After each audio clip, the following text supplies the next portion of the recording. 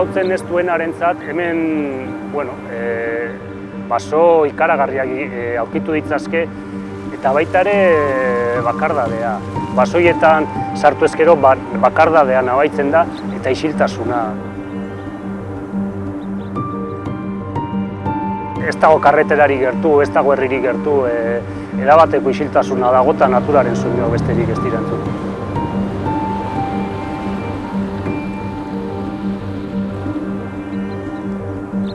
Hemen ikusi dezakegu norantz doan natura pixka laguntzen badiogu. Eta bestetik, holako lekuak gizakiak oso gutxi eraldatzen ari diren lekuiek dira gako esate baterako ikusteko klima aldaketaren eragina zein den.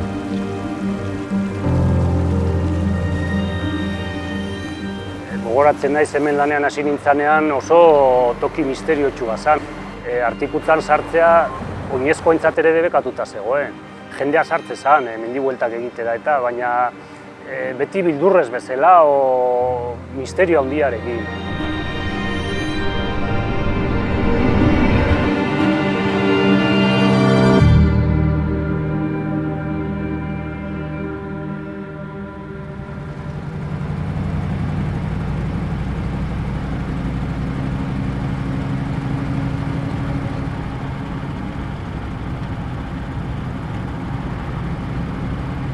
Artikutzan errek asko dago, bailara ezberdin asko daude, txikiak baina aurre asko ematen dutenak. Bai, hemen urtean zehar 2500 litro jasotzen dira eta esaten dute peninsulako toki euritsuenetako bat dela.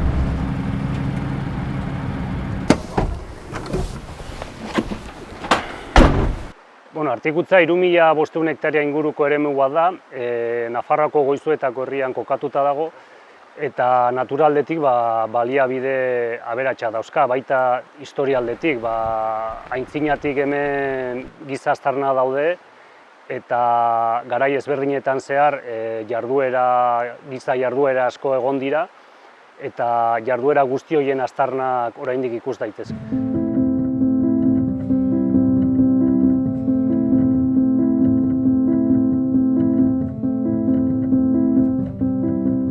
Horreagak ustiatze zuen eremu guzti hau jarduera ezberdinekin, meategiak zeuden, burdinolak zeuden, burdinola horiek lan egiteko ikatza egite zen, egurra ustiatze zen, adibidez Pasaian ontziak edo barkuak egiteko ere. Azken finean, helburua zen jarduera guzti horiek etekin ekonomiko bat ateratzea.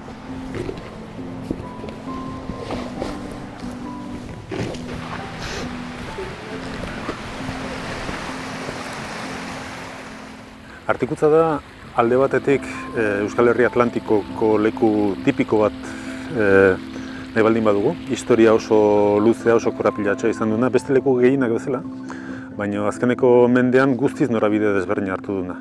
Ez da beraz leku bat ikutu gabe inolaz ere, oso ikututako lekua da, baina orain hemen batez ere prozesu naturalak ikusten ari gara.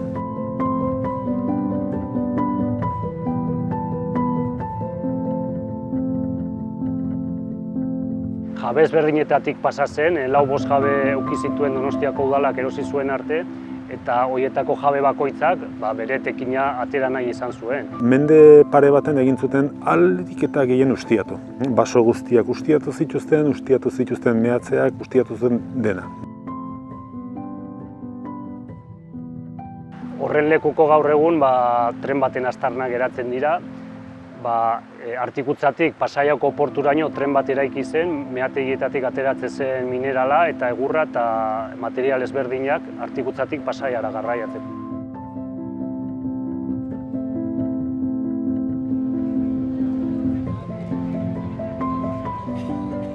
Donostia asko hazten ari zen, gainera garai horietan Espainiako erregea Donostira joate zen udara pasatzea, haren inguruan jende pila bat biltze zen, eta gainera udaran ur eskasia egoten da. Ordurako Donostiak hemengo errekatik ura hartzen zuen eta hasitzen ikusten ur horrek arazo handia zeuzkala, oso kutsatuta zegoela. Eta orduan ez jakin nola konpondu arazoa, erabaki zuten haran osoa erostea eta urarentzat mantentzea. Beste motak ustiapen bat egin behar zuen, eta ustiapen hori zen pixkat ordura arte kendutako baso guztia berreskuratzea eta natura ahal den guztia berreskuratzea. Eremua itxi, ganadua atera, sarrerak asko kontrolatu edo debekatu, saiatu ahalik eta baso gehien berreskuratzen eta bar. Alde hortatik nik uste dut aitzindariak izan zirela.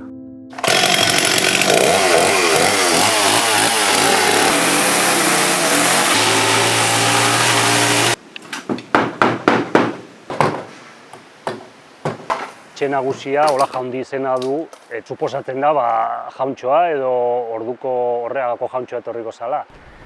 Gero 1919 urtean Donostiako udalak erosi zuenean, beste etxe batzuk eraiki zituen, bai ermita eta beste hemen zeuden langileentzako eta haien familientzako, haiek denak hemen sartzeko etxe berriak eraiki zituen 1930 urtearen inguruan. Hemen bizi den jendeak tokiko memoria gordetzen du ere. Garai horietan zehar egon diren langile guztiak Artikutzako jendea izan da gehienetan edo Artikutzara etorritako jendea. Gaur egun ere hemen bizi den jendea baita ere haien oinordekoak dira.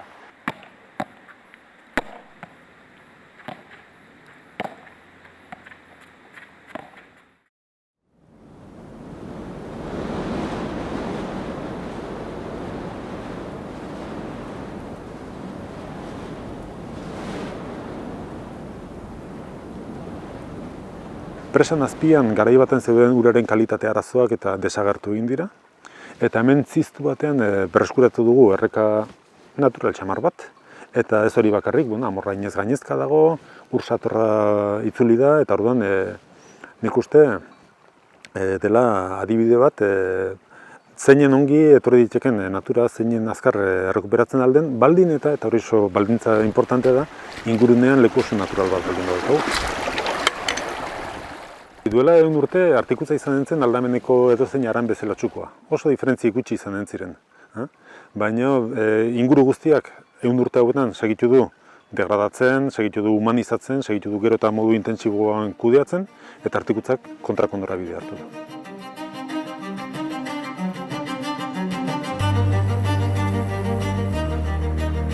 Naturaren ikuspuntutik Artikutzaren balio nagusiak lotuta daude bere baso zaharrei. Basoiek ematen diote garrantzia eta basoiek ere egituratzen dituzte beste ekosistemak. Esate baterako errekak izugarri ur garbia daukate, baso sueldua dauzkagulako, eta gero baita ere erreketan topatzen ditugu egur hilezko presa handiak eta egitura oso konplexuak, Europan oso arraroak direnak eta hemen oso ugariak lotuta daudenak baso ikutu gabe edo aspaldi ustiatu gabe horieri. Gaur egun lortu diren baliabide naturalak, basoak, errekak balio handikoak dira. Eta ez zait iruditzen horrek atzera bueltari daukanik, baizik eta oraindik jarraituko duela desarrollatzen eta toki esango nuke basati bat izaten.